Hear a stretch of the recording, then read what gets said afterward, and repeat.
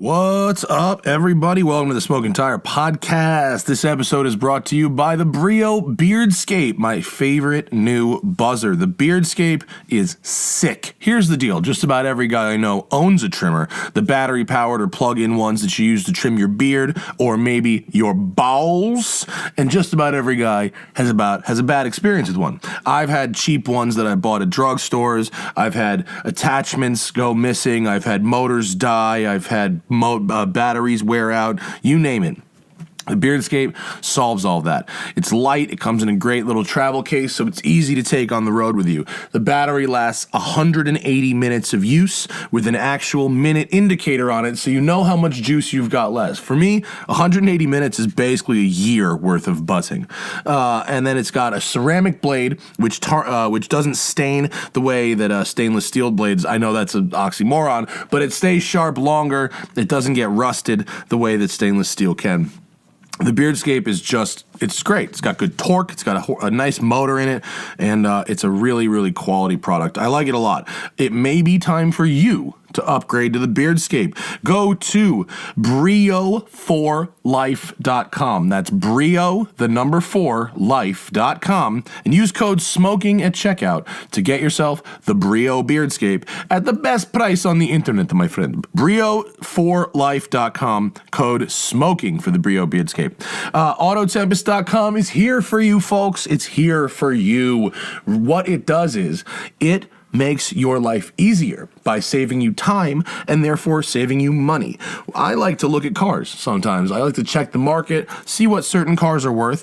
But maybe you like to look at cars, maybe you don't, but you're always eventually going to be looking for a new car.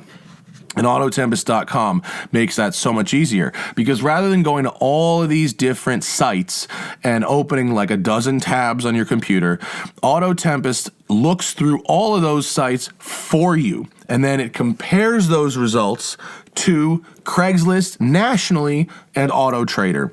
All of the biggest marketplaces for cars, all in one place at Autotempest.com. It saves you time, it saves you money, and it helps organize that giant world of used cars out there. So check it out and save yourself some time at Autotempest.com.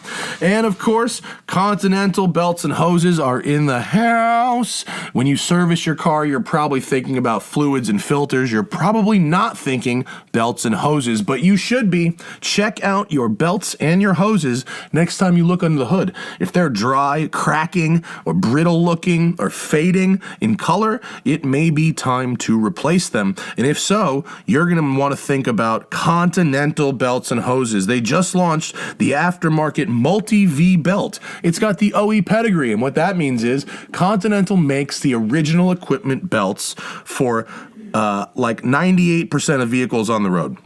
The majority of BMWs and Volkswagens, all of the Chrysler, Dodge, Ford, and GM vehicles, they're out there, and that engineering can get into your car, even in the aftermarket.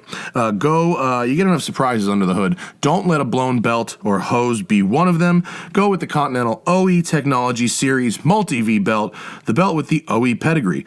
To get the full story, visit oetechnologyseries.com. All right, on this episode of the show, this is one of my new favorite people. I think I met her for the first time at the first Radwood, but she has been on the car scene hard for the last couple of years. She's freelanced for all the major magazines from Automobile to Road and Track. She's written for Jalopnik. She is now the automotive video correspondent for Kelley Blue Book. And she is a rad chick. I'm happy to have her in studio. Lyn Woodward on the Smoking Tire Podcast. I don't know about you, but I wake up with the sun now. I'm old now, so I'm like a rooster. So it's like fucking sun up. And my wife hates it. Yeah. So, but like it was accentuated. I was getting up at like 4 a.m. for like a week. Yeah. I got a lot done. Yeah. I fucking banged out almost 6,000 words this week. Dude. Almost 90% of it before 9 a.m. That's awesome. Fucking crazy. What up? It's the Smoking Tire Podcast on a Tuesday with our great apologies to our normally loyal live audience. Fucking YouTube is fucked today, so we can't do it live, and we apologize for that, but we here with Lyn Woodward in studio. Zach, pull up her shot. Give the woman some respect. There she is. Hi, Lyn. Hi. Welcome. Thank you. How are you? I'm great. It's nice to have you here. Thank you. It's awesome to be here. Thanks for inviting yourself. It's my first time on the show. I know. It is. It's been too long. I'm super happy. Yeah, you've been fucking around for a long time. I have been. You're a proper automotive journalist. I guess I can say that. And what watch did you wear to see me today, too? I love this watch. It's a Timex, so it's not super fancy. No, but it looks the business. But, I first saw this watch at Deus Ex Machina. Uh-huh. And I was like... Is that how you pronounce it? Yeah, I guess. Not Deus? Whatever. Deuce? Deus. Yeah. Deuce. Who takes Latin anymore? Did you? No. I had to for like 6 months, but it didn't stick. I went to school in England too, and they kind of made you. They make you? Whatever. But I saw this watch there, and I was like, oh, I kind of like that. And then I just couldn't get it out of my head, so I bought it. It's like a normal watch, because it was Deus. It was 7 times the price. Yes. But I bought it from Timex, so I didn't buy it from them. There you go. So you went and you shopped in person, and then you right to Amazon. That's right. So it was proper Timex price. Yeah. No, that watch is a very reasonably priced and cool looking watch that I actually recommend to a lot of people. It looks basically like a Rolex Submariner from more than a few feet away. Yes. Which is the point. See? It's exactly the point. That's like the definition of champagne taste but beer budget. No, that's like cool that's with the NATO with the NATO strap and shit. Miller High Life move. You know what? I'll take a fucking Timex all day before I buy one of those like Steinhardt or Parnis. Do you know any of those brands? There's a couple companies one's called Steinhardt, one's called Parnis. Really? And there's some. My there's grandfather some other had ones. Parnis. What they do? Did he get a pill for it? Took a pill for it. You have to take several drugs. Jeez. What they do is they get fucking like this close to trademark infringement of like Rolex and Panerai, and they just flagrant copy maybe 20% of the quality, cheap movement, and then they just take off the Rolex logo and they put Parnis or Steinhardt. But from more than 5 feet away, like it's a Rolex. Yeah. Like it's not Rolex. no. They used to do that. That was like the Chinatown shit back in the day. Fakes are dope now. Dude, I used to go to New York when I was, in my late 20s, early 30s. Where'd you grow up? I grew up in LA, but I was born in New York City. Nice. So every time we would go back to New York, there were 2 places that I would go. Keel's was always the first one, that original store on 3rd. You had to go to that one. You had to go to that one. Yeah, it was the only one. Like that was it. And then we would always go like behind Macy's or behind Saks to find all those like Chinese knockoffs. Yeah. Of like Hermes bags. Yeah, we go to Canal Street for that. That's awesome. You would be in the garment district. That's where you'd find the bags, the fake bags. Okay. I would go to Canal Street, to Chinatown, which is where you'd get dim sum, fireworks, which are illegal in New York. Yes. And definitely stolen stereo equipment, which my fucking car in high school was full of. Shout out to MTX, Thunder 1000 series. Who had that MTX out there? Like everybody had some fucking MTX. I had 2 shit. 12s in the back, and there's no brand on the box, so who knows? But that shit fell off a truck and it ended up in Chinatown. That's awesome. So you grew up in LA? I grew up in LA.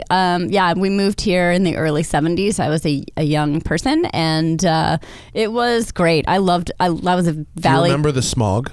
Oh my gosh, yes. I never saw the smog. I was a Valley kid for obviously a number of years, and grew up in mostly in the San Fernando Valley and Burbank, and the smog was horrible. I mean, there'd be days they wouldn't let you go outside. So wait, if you grew up in the Valley, basically Fast Times at Ridgemont High was your actual life. That's correct. Yeah, because that movie is that place in that time. That's correct. Who were you in Fast Times? Were you Stacy? I was probably Stacy. I was probably that I'm kind of a loser and like quiet, and I don't really know what the hell I'm doing. You weren't Phoebe Cates. No, God, no. On that diving board. No. She had way more confidence than I even have now as a grown woman. Do you know, I bet you if Judge Reinhold just kept that car from then until now, like that shit would be worth bank, that thing. Yes. Why does nobody like the Fast Times movie cars? They're pretty cool. Fast Times has dope movie cars. Wait, because didn't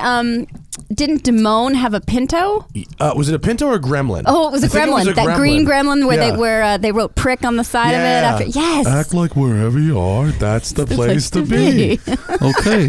All right. Damone. 2 for Earth, Wind, and Fire. Jefferson plus and one. little brother. All right. I'll let you know when they come in. Do you know that guy owns a coffee shop still in the Valley? Damone? Damone owns outta here. a coffee shop in North Hollywood. He did something a couple of years ago that had him calling into radio shows, and he called into my boy Opie's radio show, and just listening to his voice say fucking anything. He was I thought he was like a school teacher or something also. Oh. He did something that was also kind of pedestrian, and maybe he was a coffee shop, whatever it was. He owns a but coffee just shop. Listening to his voice say fucking, I want him to read my Waze directions. Turn left on San Fernando Way. Blue Unless Oyster a bigger car tells you not to, and then go the other way. That's fine. You've arrived. Good news. Hey. This is the place to be. Wait a second, I think you're onto something. These were good movies. They weren't cool cars. No, but go back to that article. What are some of the other good Fast Times movie cars? Because Judge Reinhold had the Buick. Well, there's also the was it a Firebird that Jefferson. the Jeffersons. Yeah. Was it a Camaro, or a Firebird? I can't remember. I can't remember if it was a I can Trans fix Am. this. People My dad's on got this lubes. righteous set of tools. I can fix this. You can't fix this. You can't fix shit. My dad's gonna kill us. First he's gonna shit, and then he's gonna kill us. My dad's gonna shit. He's gonna kill him. People on lubes should not drive. Oh, that's such a good quote. Oh God, what a genius movie That movie is. was What a amazing, and terrible you know how that all came about, right? No, Cameron do you? Crowe, yeah. So Cameron Crowe, when he was a kid, you saw the movie Almost Famous, right? Of course, yeah. Okay, so Cameron Crowe, when he was a kid, worked for Rolling Stone, worked for Cream, I think, worked for Rolling Stone. It was a Camaro, in case you're wondering. Jefferson drove a Camaro. Okay. Late second gen. Okay, sorry. So they wanted to do kind of a high school behind the scenes piece, and Cameron Crowe in 21 Jump Street Johnny Depp style went back to high school and wrote this book basically that was great. about high school. He then. went back to high school. He went back to high school. You can do that. Stealth. Why would you want to? But was it Drew Barrymore? Yeah, the movie Never Been Kissed. Never Been Kissed. Same thing. Wait, so does he just For keep going? research show? Okay, Yeah. so there's a movie about Cameron Crowe's life, and he goes back to learn about, and then Drew Barrymore heard about Cameron Crowe, and she read this. It's like fucking cycles of all this. Yeah. Yeah, and then Amy Heckerling got a hold of it, and she directed it, and the rest is history. I mean, it's such a What great a movie. weird And then, research project. And then isn't the mall that's That there, was the Glendale. that's That was the Glendale no, Gallery. it wasn't the Glendale. It was the Sherman, Sherman Oaks Oaks Galleria. Galleria, yeah. Which it's so funny because I left I left LA for a while and lived up in San Francisco for 11 years. And when I came back, that whole place had been renovated and it was turned into the ArcLight and everything. And I'm like, oh, this is awesome. I'm going to go to this like rad new mall. And I went there and I was like, where are the fucking stores? Like, there's nothing here. There's like some weird like yogurt shop and then like an optometrist and then that's it. And then the movie theater. Malls are dead. I was really sad that West Side Pavilion closed. It's going to be Google's It's gonna be office. Google. Yeah. Perry's Pizza gone. I actually like the idea of Google buying a fucking old mall. It's a good use. You got to do something with it. Yeah. There's The so much real estate. Parking's Oh my already God. there. So and much all that room. shit. Yeah, that's fine. That used to be such a cool mall though. Like everyone cool went to the West Side Pavilion. I know. Not anymore, man. Wait, where did the kids who weren't cool go? The Glendale Galleria. That's where I went. I used to hang out at the Galleria in White Plains, which was the shitty mall. When they built the Westchester, which was the big nice mall, it had carpeting. And Wow. carpeting and That's kind of gross. It's gross after a week. Yeah. No, Gross. if you clean it up to the level they cleaned it up, which was like a casino level of care. Wow. It was nice, but I stayed at the grimy mall most of the time. Nice. I ended up working at the Stamford Mall in Connecticut, which Yes. is a fucking depressing shithole of a mall.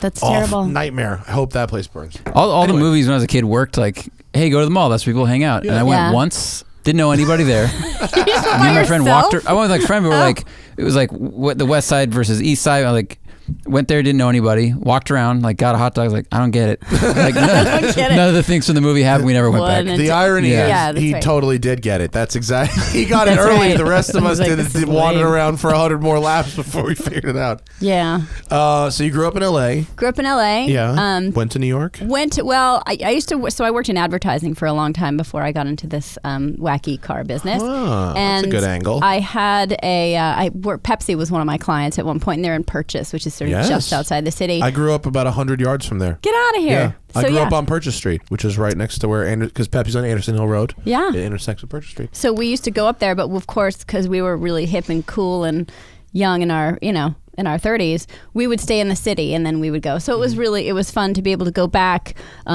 with money and on an expense account, Yeah. and then like kind of do New York right. New York is super fun on someone else's day. Oh God, it's the best.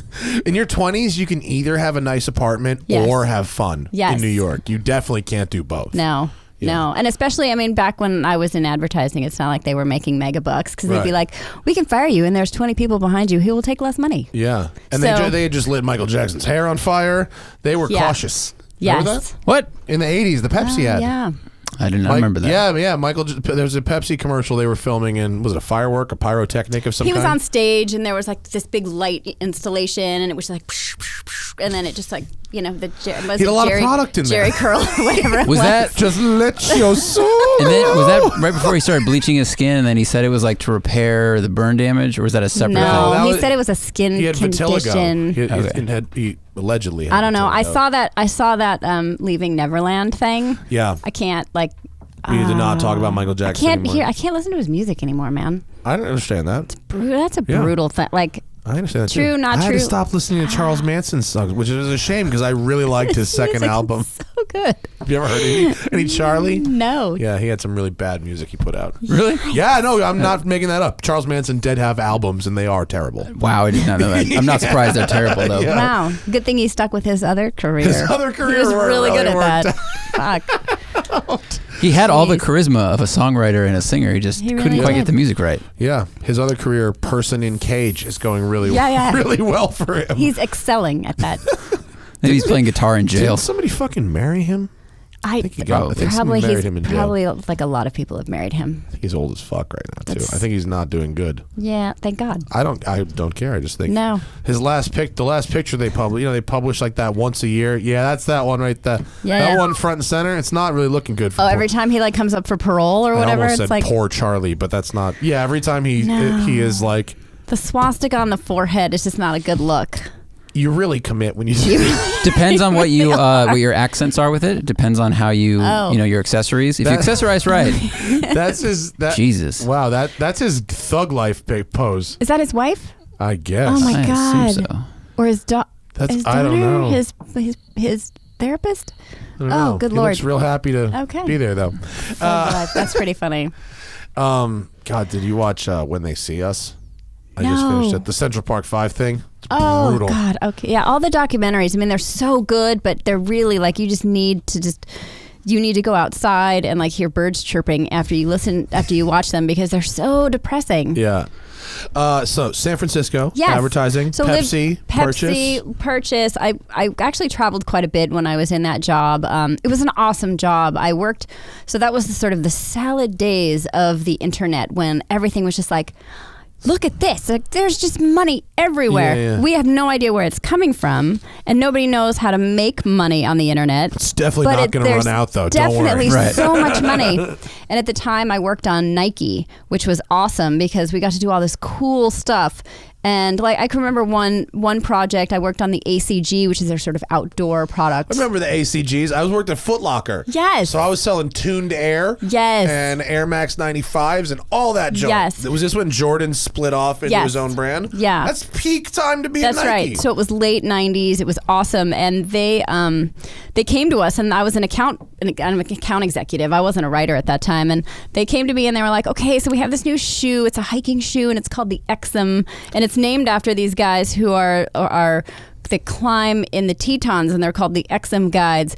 And we want you to guys just to do a print ad. Like, so Was it EX? EXUM. I had those. You did? I did Dude, have those were great They were really good shoes. Yeah, shoes. give us some Nike Xms. They were I had those shoes. Yeah, they were so cool. good. So we had to do a print ad. I mean, this is like basically a picture of this thing. Yeah, that's it. And yeah, they were awesome. It was a great shoe. great shoe. It was a great shoe. It was super grippy on the bottom.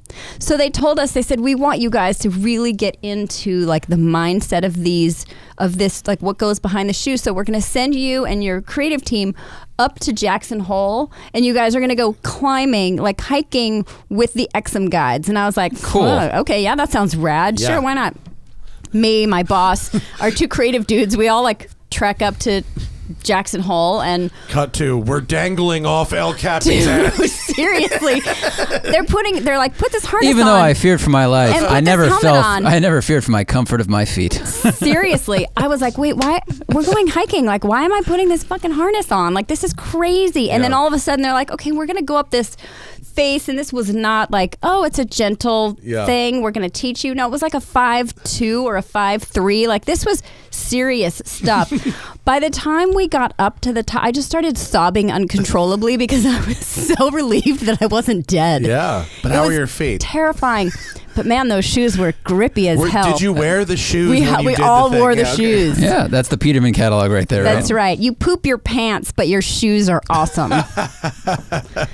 It was. That's like an ad from the movie Crazy People. Do you remember? Yeah. That's one of my favorite movies of all time. And then we ended up doing like an illustration of them. Like we didn't even take pictures. So it was just like there was like this whole God. like 5 days in Jackson Hole boondoggle, and then we're like, yeah, we think like an illustration would be really rad, and they were like, we love it.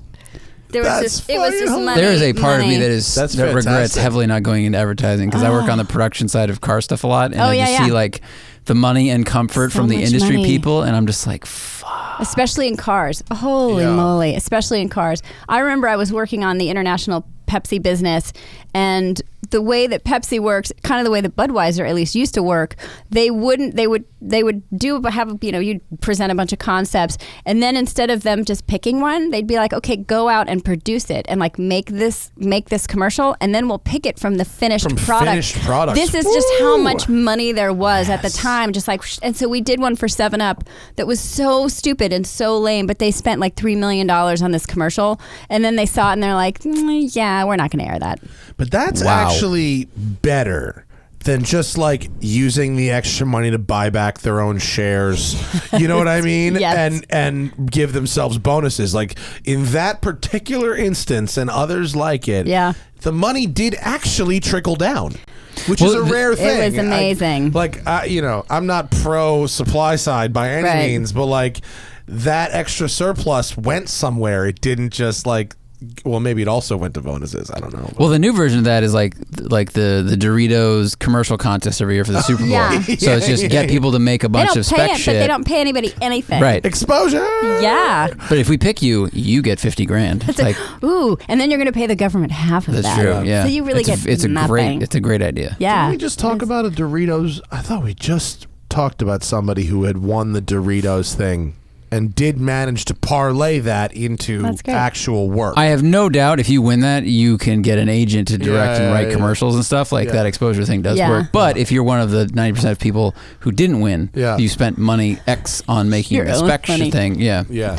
Did you have any other really fun product launches that you got to work on and poo your pants with grippy shoes? There was, just I think a lot of the Nike stuff was super cool. There was one time when I first got to this agency called Goodby Silverstein and Partners, which is one of the best agencies in the world, and they do amazingly creative work even now. But I started working on Norwegian Cruise Line. Interesting. And that was at the time, like I got there right after, of course, they did this beautiful campaign and Herb Ritz shot all of the photography. And, he's the one that did all those supermodel shots with like the original supermodels in the 90s. And so it was just like, oh, this super glamorous thing. And then they're like, well, we want you to go on one of the cruises and like do focus groups and stuff. And I was like, okay, that sounds fun. And oh man, like it's so not a Herb Ritz photo. Like it's so like super janky and like really horrible and terrible. No. And at one point there were a bunch of other women who were just on the account or helping with stuff. And, we were in Cancun, and there was one of those inflatable banana boats that Where you you all get get towed on and you behind? get towed. And the guy who was towing this thing was a fucking maniac. And we were all like screaming at him to slow down. And I think he thought that it was funny. Yeah, Or that's that why we you were need, like you need a safe laughing. word. With bananas that big, you definitely need a safe word. And he turned really fast, like too hard, and my head like banged into this other lady's head. Thank God I was wearing a life vest gosh. because I blacked out. I would be at the bottom of like the Sea of Cortez right now. There was a lot of really crazy stuff you that were happened. at work too. I was at work. Yeah. So then you go to the ship doctor. Don't ever go to a ship doctor, you guys, because they can barely speak English. They're Norwegian, right?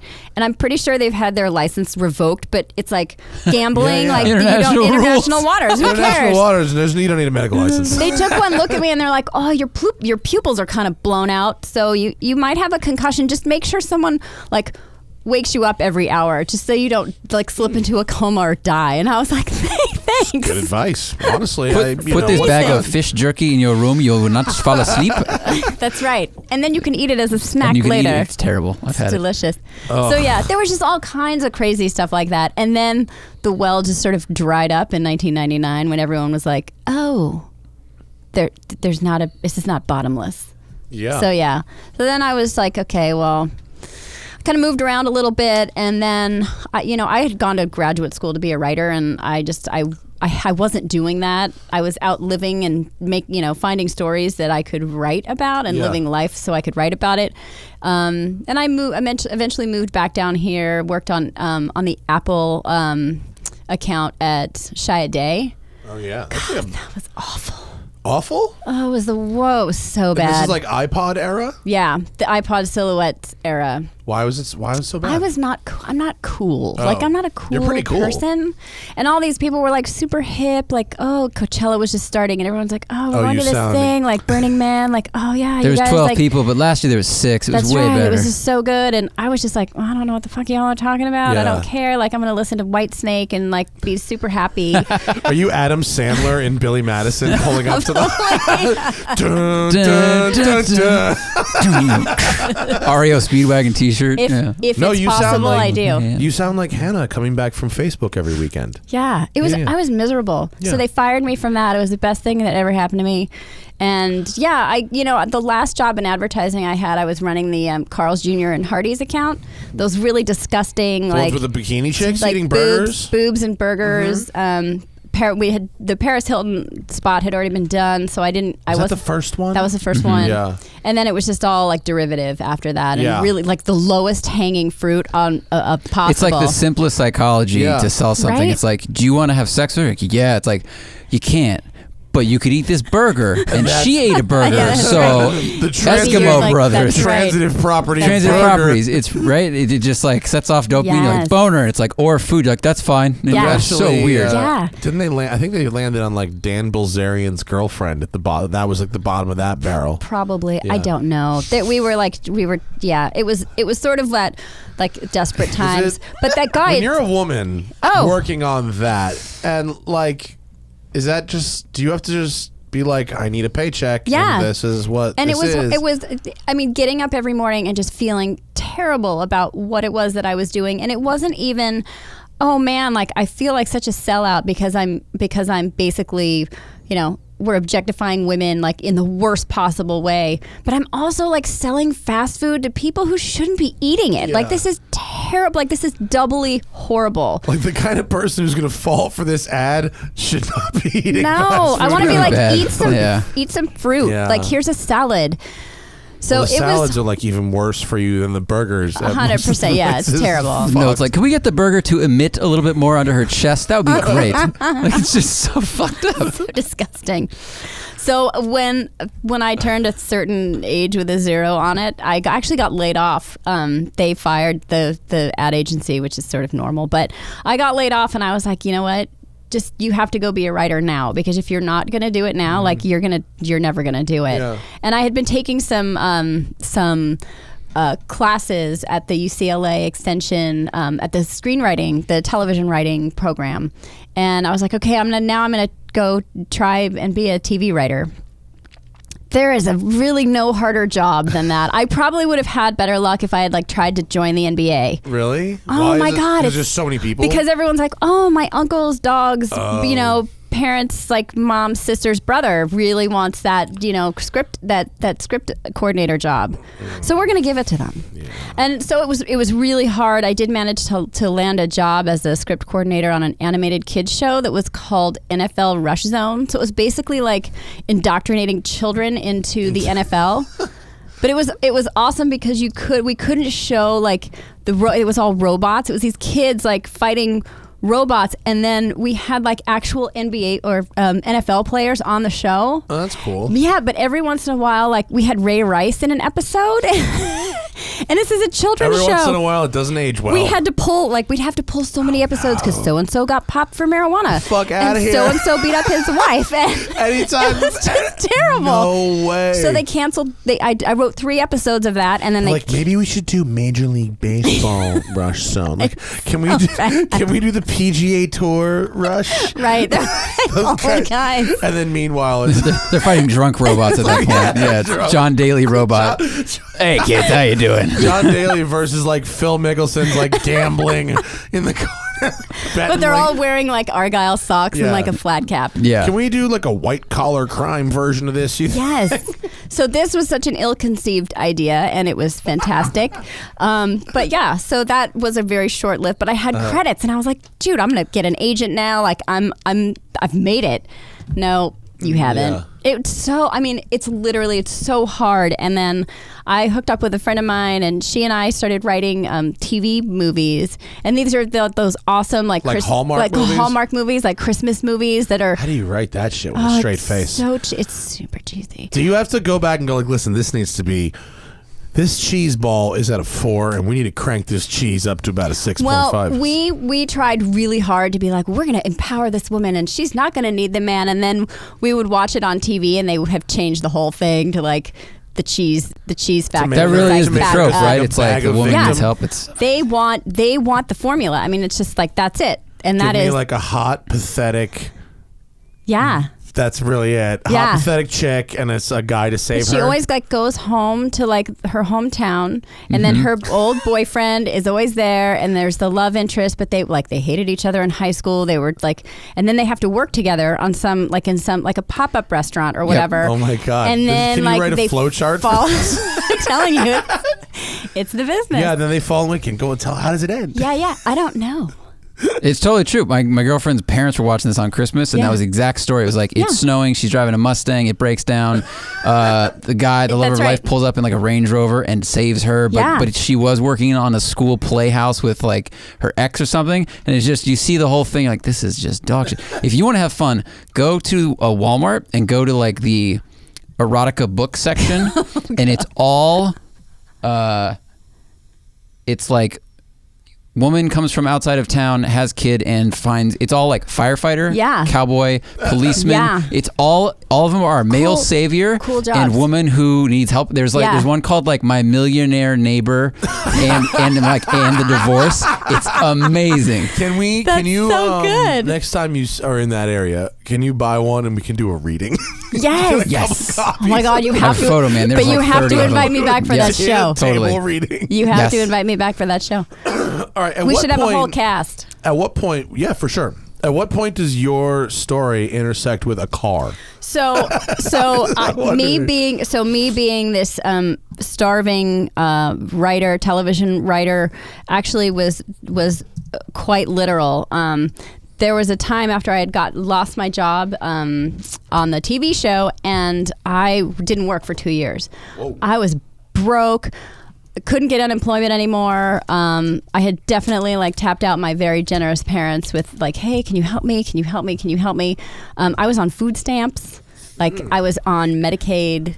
I was on welfare. I had no money. Were you living in a car? No, but it was close. Like I thought, okay, well I can always sell my car if I need to, but I'm living in LA. Like how the hell do you do that? Like that was just, the prospects were bleak, and I had about $100 left in my bank account, and I just reached out to an old ad friend, and she was like, dude, she's like, go just do some project management stuff.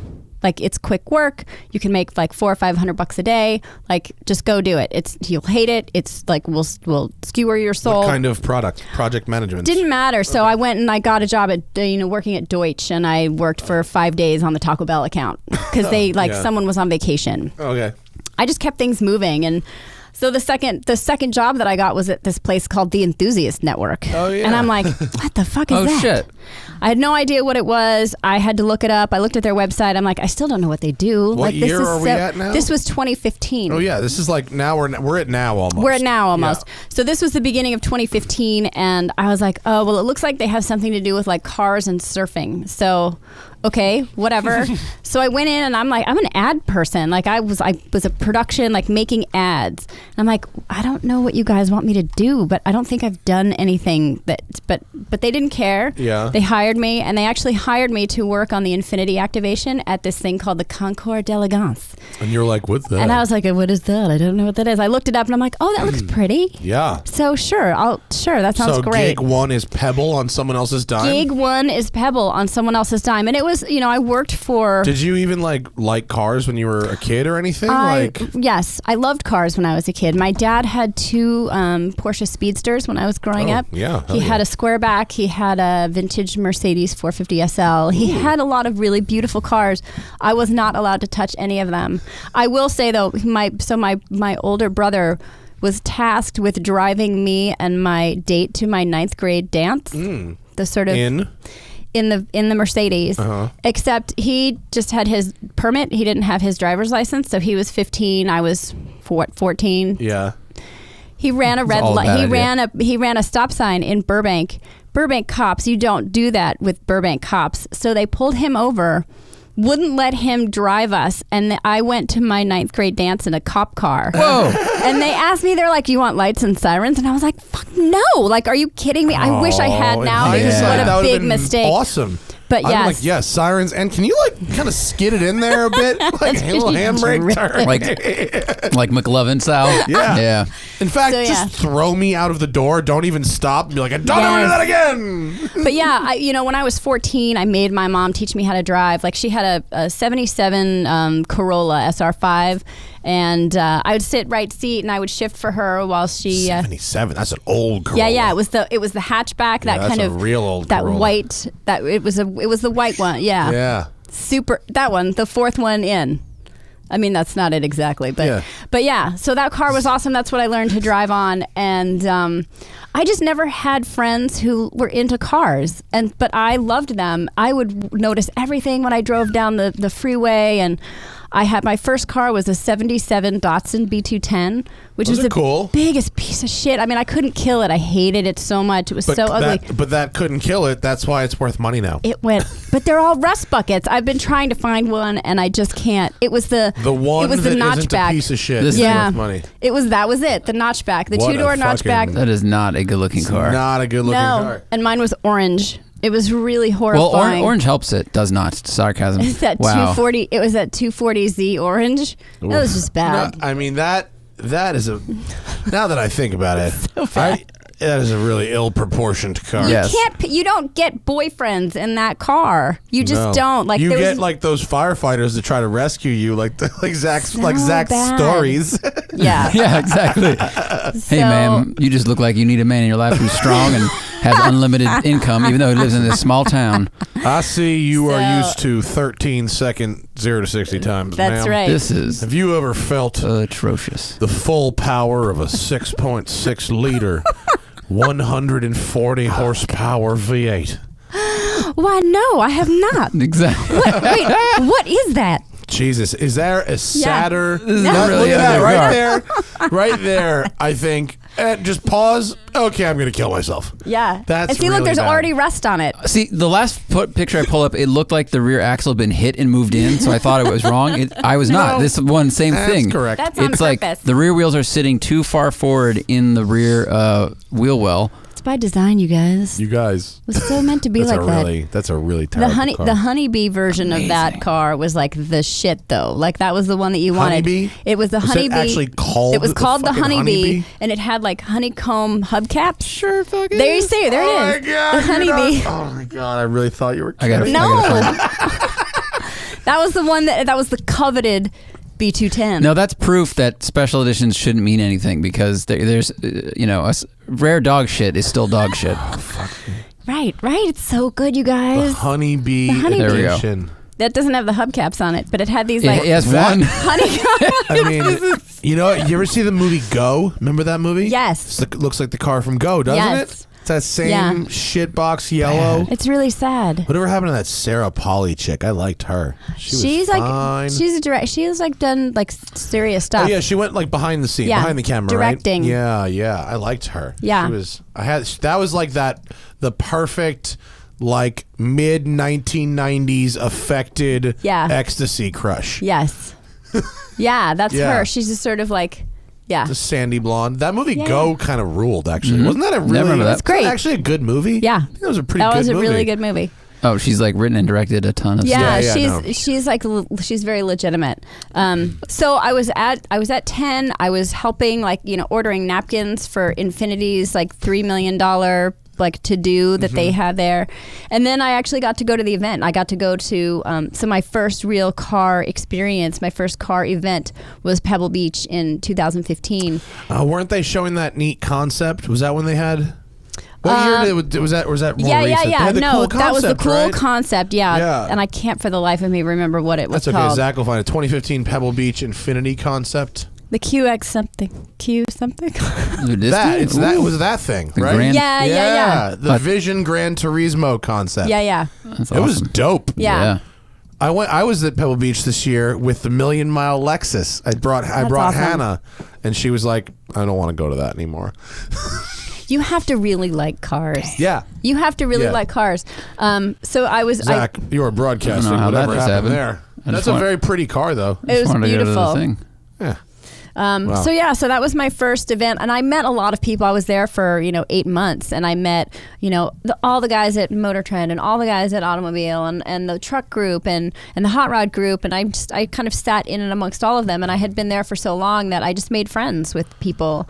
When you some people don't know, it occurred to me you used the word activation. Oh. Do you want to explain what an activation Yeah, is? If so someone who's never heard I of didn't that know before? I didn't know what it was either. I'm like, It's a term activation. that makes my fucking skin crawl when I hear it. Like bespoke. I am like that with bespoke. Yeah, so explain what an so activation is. So it's basically just you build like for Infinity, we just basically built a house there, and it's I mean, I guess from my understanding of it, like I'm probably totally wrong, but it's just where like all of the stuff kind of happens. So that's different than I've used it. Oh, so how do you use it? So you used it as, okay, we were doing a physical thing at an event. Yeah. That's better than the way, like I get it used as like a cycle of advertorial content. Oh. Is how it gets pitched to me. Yeah. Because a lot of that shit that would go through Infinity's like people. Yeah. By the time it got to you, that stuff comes right into my inbox. So they pitched like, I get pitched all the time on like people who want to do these very corporate promotional activations, which is like a series of. You may be totally right. My understanding of that word is super limited to that thing. So I just thought, an activation. That makes sense. That it's like you build a physical thing and you have like an activation. It didn't. I think it can be virtual as well. Okay. Yeah. There you go. I think it's something that makes the audience do something. Yes. Yeah. I've never had to use the word since because I stopped Just consider activating. yourself lucky. Consider yourself very lucky. So I left there and they wanted to hire me on full time as a project manager, and I was like, no, I'm a writer, and that's really still what I want to do very much. And I was still pursuing the TV movie stuff, and that was still important, but not. Have you seen my film Sarah Comes Home? That's right. How about? That's right. No, there's a great one. Do you guys remember? There's a line in Swinger. It's Swingers, and Vince Vaughn is like talking about this movie of the week that he did called Jenny Eat Something. I will never forget that. That's very good. Jenny Eat Something. That's very good. So yeah, so I You could have written a movie called like The Mechanic and the Housewife, That's or right. just something like, and you'd be like, That actually it's pulling sounds car things. That sounds like somebody gets murdered in the first 5 minutes. So I stayed in touch Or with someone's vagina gets murdered in the first. That's I was right. trying to find a way to say it without. Yeah. So I stayed in touch with all those people, and out of the blue, I think when Alana Scher got promoted and started running Roadkill magazine, I reached out to her and I just said, "Hey, congratulations! That's super awesome!" And Girl power, hire me. She wrote me. No, it was the opposite. Sorry. She wrote me back and she said, "Hey," she said, "Would you ever have any interest in writing about cars?" And I was like, "Yeah." So That's I great. pitched her a bunch of ideas, and I wrote one story for her, and then I pitched an idea to Automobile. I thought that someone invited me to this like performance driving school with Audi, and they're like, "But you need to bring your own car." And I'm like, "Well, I drive a Buick Enclave right now. Like, there's no way that you're tracking that." And so Roll out the death. that's right. So I went to Automobile, and I just said, "Hey, so I'm going to this performance school. Do you have anything in the long term fleet that you want tracked and you want an update on?" And they're like, "Oh yeah, here, take the Golf R." And I was like, "Okay, Cool. And They're fun. and that's kind of how it started. And then it just like blew up. So, do you have any instantly idea from how there. to review a car? Did I? But do you actually review cars? Yeah. Or you do now, but you started by doing like non-review stories like that. No, Cool, right? everything. Features? I mean, yeah, it was more. I guess it was more like features. Yeah. But the Golf R was definitely. I mean, there was definitely review. It was like review light. Let's call it that. Yeah. But it was definitely written from a point of view of this is my first experience tracking a car. Yeah. And so it was still authentic. I wasn't trying to be something that I wasn't What is that? yet. ad? What are we? This is your Forbes page with things Yes, you've written. Well, I'm trying to for show the people. things I've written for Forbes. Right, and then you got automobile. Yeah. Mangusta. Oh There you man, go. that is a really like scary shitbox to drive. I hear they're terrible. So bad. Like they basically like bend the opposite way, like at the same time when you're going around a corner. They're so fucking badly put together, but they're gorgeous. They are. They're so I like seeing beautiful other looking. people drive them. If you ever get a chance, do you ever had to go in a Pantera? Did David let you drive his? No, The Pantera is good. really? Yeah. Okay. The best ones are the stockest ones. Okay. The ones that are restored. Like, it's so tempting to get that big cam hot rod motor. Yeah. You don't want that shit. No. Because the virtue of Pantera is that they somehow managed to make like a 351 Cleveland feel like a European motor. Nice. With a really interesting combination of exhaust tuning and cams. Nice. And it's kind of a lovely thing. Nice. And it's not a shitbox to drive. It's quite nice to drive. That's awesome. So I read a lot of stuff. Like I read a lot of Johnny Lieberman's stuff, and I read a lot of like Zach Bowman stuff, and I read a lot of writers that I enjoyed and that I liked sort of participating with, and I kind of learned. Just kind of learned a lot, like how kind of okay, this is you need to talk about this and this and this and this and I've always felt like a car enthusiast, and I may not be like a huge gearhead. I mean, I've bought 2 vintage cars and I work on them. I think that means you are gearhead. And so I'm learning how to do that. I'm learning how to wrench a whole lot more. But do you enjoy it? I love it. Good. I love it because I'm not mechanically minded at all, but I find that it really helps me focus and learn stuff, and it's fascinating. What'd you buy? I bought a 1966 Datsun 1500 Roadster. Okay. Cool. And That's your size. That's right. it's little. tiny Yeah. and it's super cute. It's like me if I were a car. Yeah. And then I can't fit in them, but they're fucking rad. I like my them. dad is 6'3" and he sits in it. He sits in it and his he looks over the windshield. Yeah, he's gotta wear goggles. Because that was the old version of it, and it had a lower windshield. So when all the safety regulations changed, the windshield had to get a little higher on the after 67. Bro, speedster windshield. I can see it from here. Yeah. I see fucking steelies and yellow fog lights and taped X's across those round headlights. Yeah. And a speedster windshield, and you're good to go. It's super cute. Mine's ivory colored, but it's in amazing shape, and it's beautiful because it has that old metal dash, and it has all the old handles, not those like flip up handles that like made their way onto the Z, and so it's beautiful, and I love it.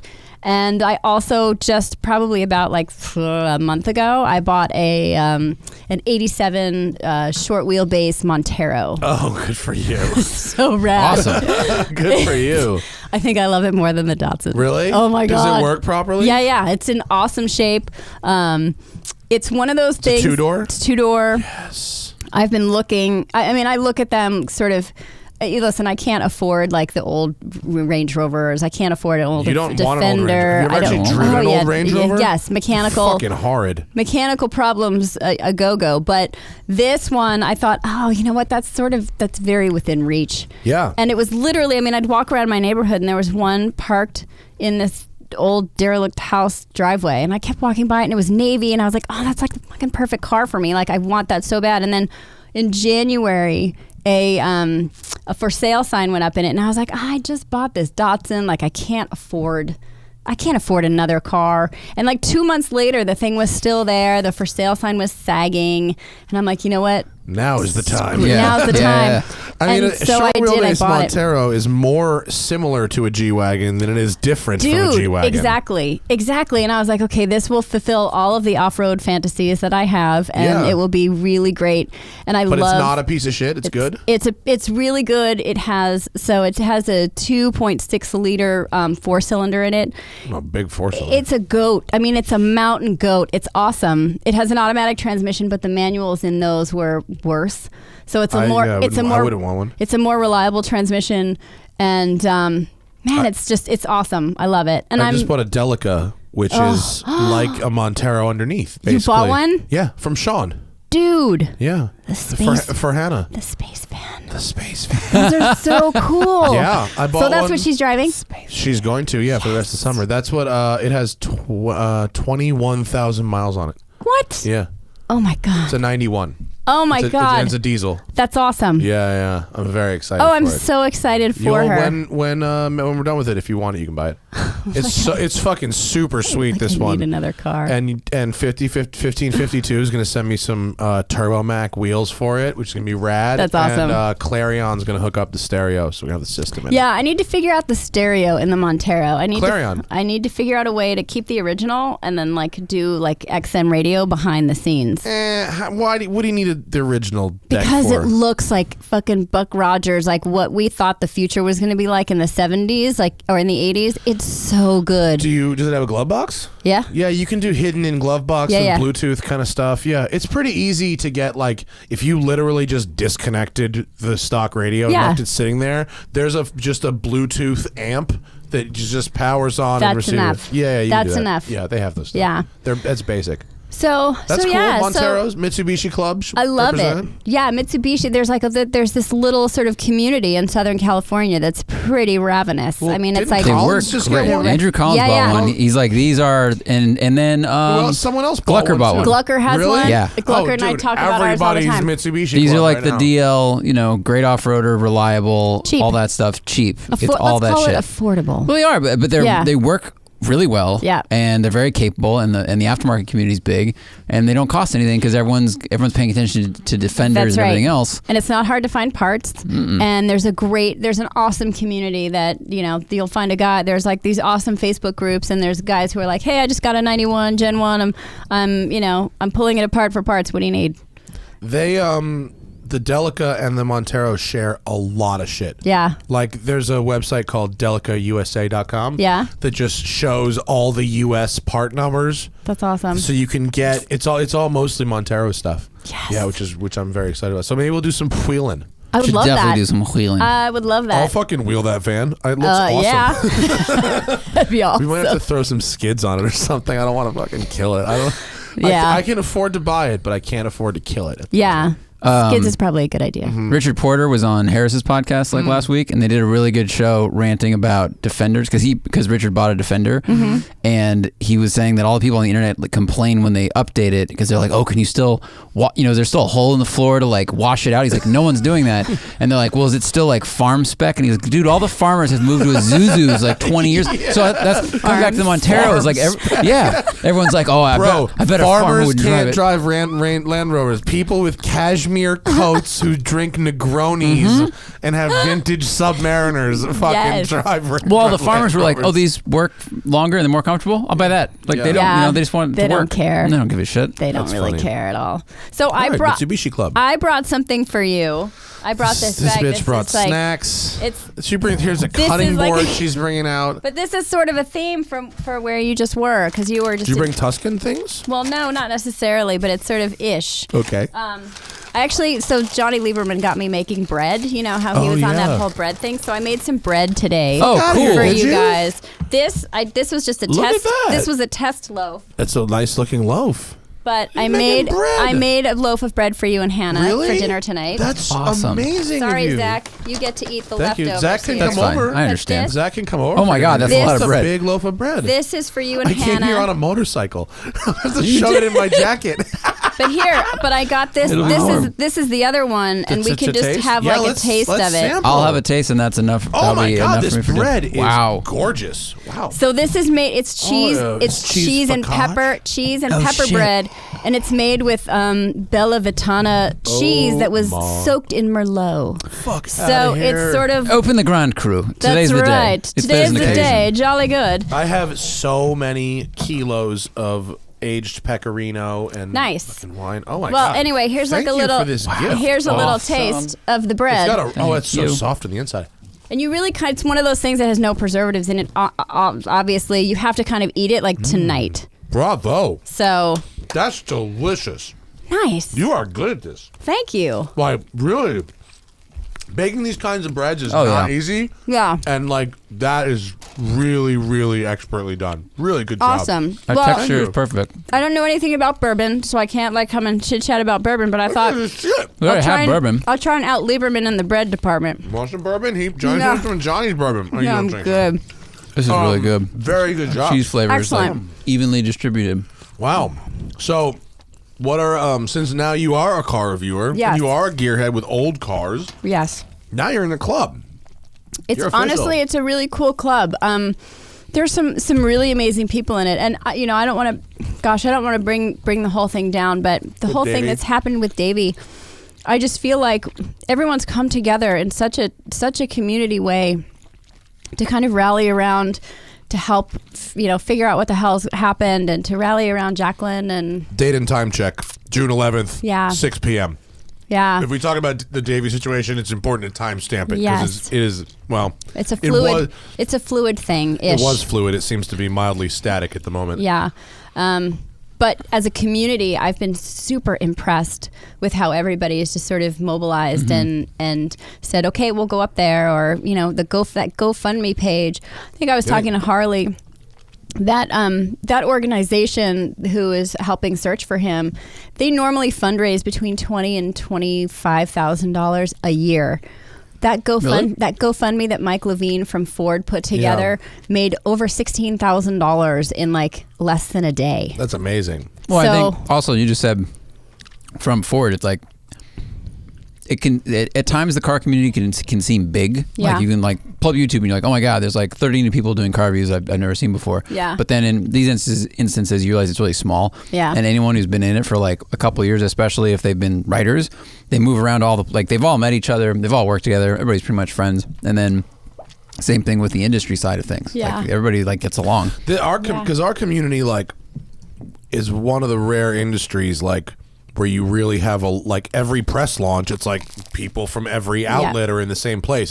So it's typically there's a level of competition that would not have you in the company of Right. the quote competition or whatever, but no one really sees it that way. It's all just No. kind of like it's fish swimming in a pond. Yeah. So I feel really fortunate that I'm able to play in that pond, and I feel like I'm still learning a lot, but I love what I do. I mean, I do video now for Kelley Blue Book, and listen, I'm not a real, sort of on camera like, hey guys, it's one of the most unnatural things for me to do is like stand up and be on camera, but How about driving and talking? that's hard. That's super hard. Even if I know exactly what I feel like about this car.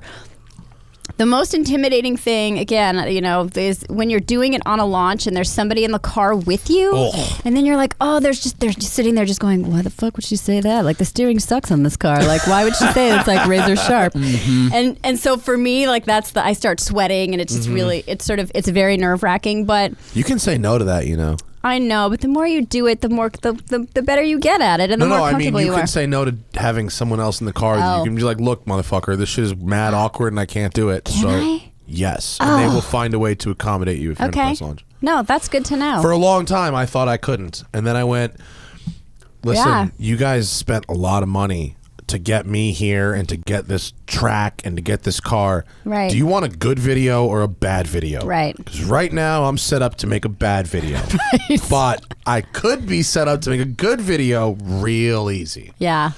And now, well, that's good to know. Yeah, you're allowed actually. Okay. Believe it or not, you don't think you are. They make you think you're not. But you Okay. are. Yeah, well, they'll find a way. that's honestly, it's very reassuring, and so yeah, I never in a million years thought that would be the direction that it would take. But it's been just over a year since I've been at Kelley Blue Book, and I still do writing. I made it clear that I was like, hey, I still want to write, like, because that's what I really love to do. But I get to write my scripts and I get to write my material, my reviews, and honestly, it's so awesome. Do you write scripts and then recite them? I do. Yeah. I don't memorize them. I mean, if I'm, because we do a lot of voiceover, so we'll do like some on-camera stuff, and then we'll do VO. For us, I think it's better because it's smoother. We don't repeat ourselves. It's more direct, and there's it's more succinct. You just have more of a through line. Yeah, it's like real consumer. Right. I mean, that's like the point. And that's what it is. And it's not, it's not sort of. It's not as much enthusiast stuff as like head to head, where it's just like, blah blah blah blah blah, and they're just sort of talking back and forth, which is an awesome format. Yeah, like I'm looking. Oh, look, the Mazda CX-5, the Kia Rio. There's like Kia. I do like real life cars. Yeah. But then I get to do some fun cars too. I did the Portofino, the Ferrari Portofino, which was really how was that? That was good. It's actually good. Well, the California T was good. Because it was called California, nobody gave a shit about it. Right. But the California T was actually really good. They just had to rename it something not California. Yeah, they did. Look at you wearing the same shirt you're wearing right now. I told you, I'm the next Jay Leno, man. I'm gonna take his outfits. He's got 160 of those shirts. As soon. 100. Are you sure? Yes. I like her theory. I think he just has one. No, he has 160.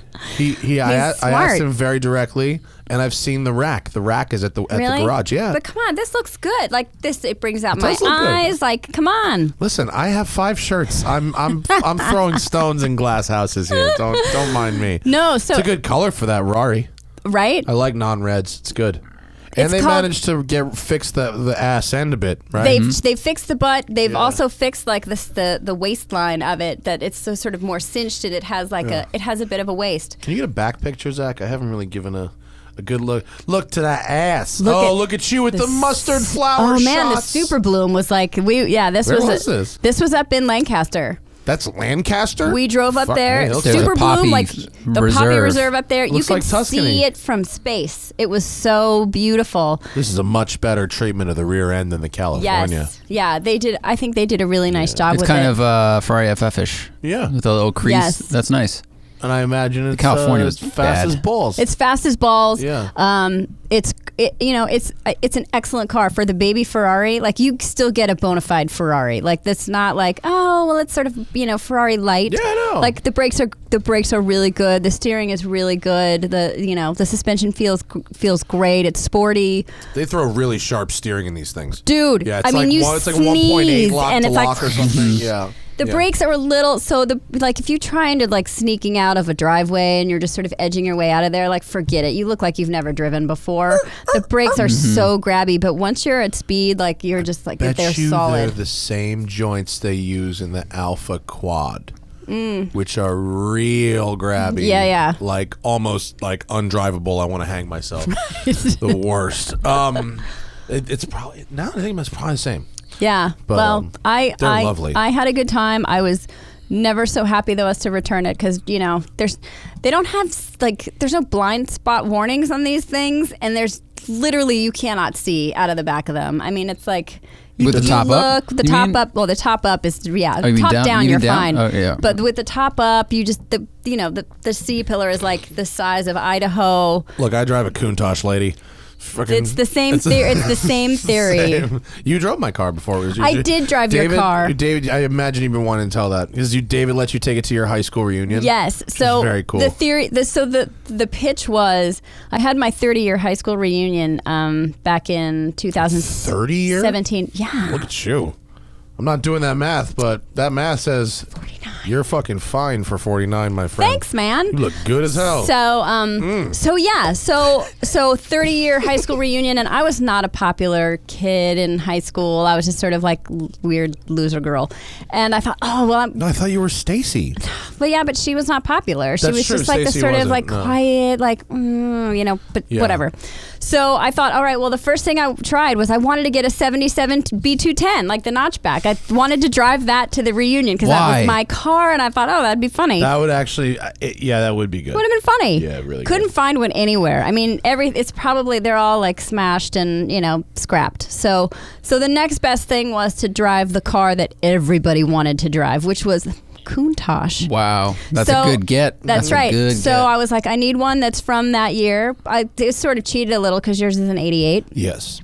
But I thought, well, it would have been on sale, so sure, why not? It's close. So Lieberman was like, okay, hey, I know this guy. Like, just reach out to him. Ezra Dyer just drove this thing to something blah blah, and I was like, okay, great.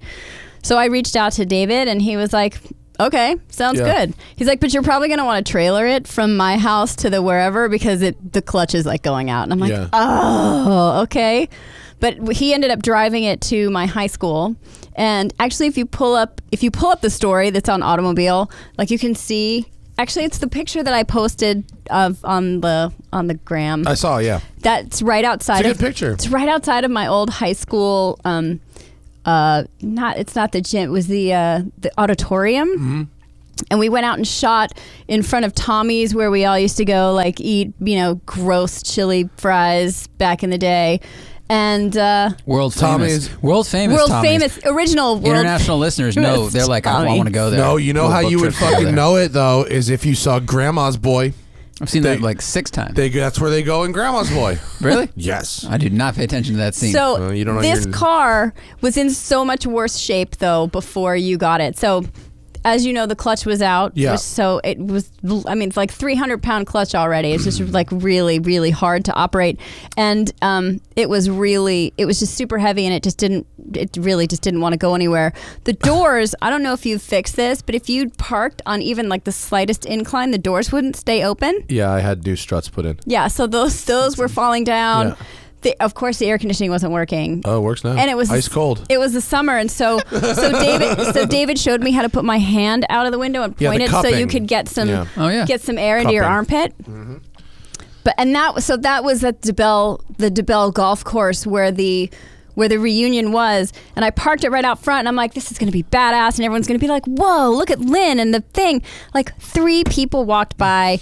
Nobody even fucking saw the car. They didn't care. They didn't know what it was. The only person who had any appreciation for it was my old vice principal. Good. And he was like, dude, this is awesome. And I had also, Well, you also got work out of it. I did. That's a gig. Honestly, this was the best part of the reunion. Yeah. I was like, do I have to go in there and like hang out with these people? But I did, and it ended up being a really fun story. It's funny because David drove the car to me, and then I had a press car with me, and it was a DB11. It was the V8. No, that was the V12. Yeah. DB11. And so we're driving. You can see in some of those shots, like in the background. Houston's in the background in this powder blue DB11. Powder blue. So funny. And so I didn't just take a Countach, I took an Aston Martin. Yeah, good for you. So yeah. Well, the good news is I'm happy to report that A, the air conditioning works. B, nice. We had a new clutch and flywheel put in along with the main. It had an engine out. Yeah. So it had a major new clutch, new flywheel, new water pump, air conditioning fixed, valve adjustment. Okay. And whatever the fuck else it needed. The bill was monstrous. Yeah. David paid it. He did. It was a condition of the sale. What he told sale. me was like his wife hated that car. Yes, never true. sat in it. True. And so I'm not surprised that he My sold it. wife loves the car and is Good. happy to go anywhere I want to go in it. And she thinks Excellent. it's very cool. It is very cool. She also thinks the Porsche is very cool. Does the seat work now? Because I tried to like move the seat up, the driver's seat, and it wouldn't stay in the groove. So we had to put a camera bag behind me so that I could drive it. Let me explain something. Wow, a lot of compromise on this day. The seat is okay, that's as worth far it. back, as far down, as far towards the close to the So engine. you really don't give a shit as if it the will seat go works? Take forever. the seats out. I'm just saying I've never even tried. Try It's- it. It it's might on the fucking bulkhead. It may not work. I don't want to risk it. It's fine now. So you're saying I'm never going to drive it again? Nope. So, It's fine now. so yeah, it was. I paid good money for that car to not be the fucking village bicycle anymore. It was honestly, it was the best car I've ever driven. Well, look, you'd be happy to know that after the major service, and I've driven it 2,800 trouble-free kilometers. That's awesome. I drove it on Sunday with my friend Christian Hand up through Malibu, and although I got a speeding ticket on the way back, we had the best time ever. I mobbed the fuck out of Encinal. Third gear was just spectacular. Oh, that's great. And that car gets very regular exercise, and I love it very much. And it's in absolutely flawless condition. That's right now. awesome. Yeah. It makes me super happy. Yeah. Part of the deal I with David was that he would have the service paid for. And That I seems would, appropriate. Yeah. I kicked in the new tires, though. That seems appropriate. Yeah, he told me, he's like, make sure you don't touch the windshield wipers because there's like the rubber is so old it would have. Yep. He's like, but those will cost like $2,000 to Disintegrate. replace Also, them. it turns out, I got new wipers. Okay, They did good. not cost $2,000. Oh, that's good. As it turns out, if you get them from Lamborghini, yes, $2,000. Yes. And that's because it's one big cantilevered blade. Yeah. So it's like a overlaid kind of thing, and as it moves, it kind of does this thing, this sort of Please. parallelogram. Okay, good. He's like a on camera right now. parallelogram This is motion, amazing. right? And so it's a big blade and a little blade, and all you have to do is go to an AutoZone, buy a pair of big blades, and cut one to the size of a little blade, and that solves that. And I drove it home because I Nice. drove it home in a downpour, Okay. and which was actually kind of fun.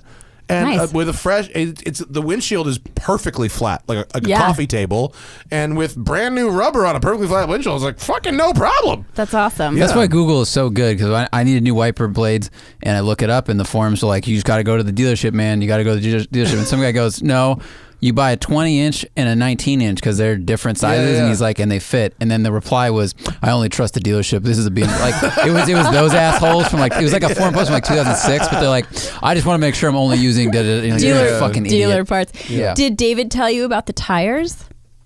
No.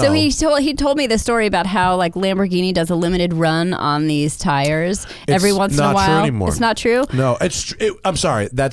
It was true. Okay. It has Pirelli now. Makes them. Yes. That's great because he told me he's like when the run comes out like Yeah. they're hoarded by Yeah. people and you have to like get them really soon otherwise you're screwed and you have to Yes. wait until the next issue. That was true for probably 12 to 15 years. Okay. And now Pirelli just makes them. They're not particularly expensive, and it's so no nice. problem. Yeah. 345, awesome. 35, 15s. In the back. So nice. And furthermore, brake pads, Yeah. brake calipers, brake rotors, and shocks are all the same as my 1987 911. Get out of here. So both the cars in my garage are the same shit. That's awesome. Yep. So very easy. Yeah, shit, it's good. The car works. The it's- the super affordable Lamborghini Countach. Right? Right. Hey, look, knock wood for me Yeah. so far. Not so bad. If That's something goes so wrong, good. Vinny could pull a part off the Porsche. And And put I it have on an the Lambo. Italian mechanic living in my Pretty good. home right now. All right. which Well, is very helpful. you don't need anything else. That's outstanding. Yeah.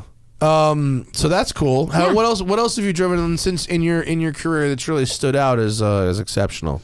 The DBS Superleggera, New one. the new one, I thought was absolutely. How'd it go yet? Did you drive the DB11 V12 before it? V12, then V8, which, the thing that I'm really liking about what Aston Martin is doing right now is every car that they're putting out, every product that comes next is an improvement on what happened before. The V12, the DB11 V12 was good.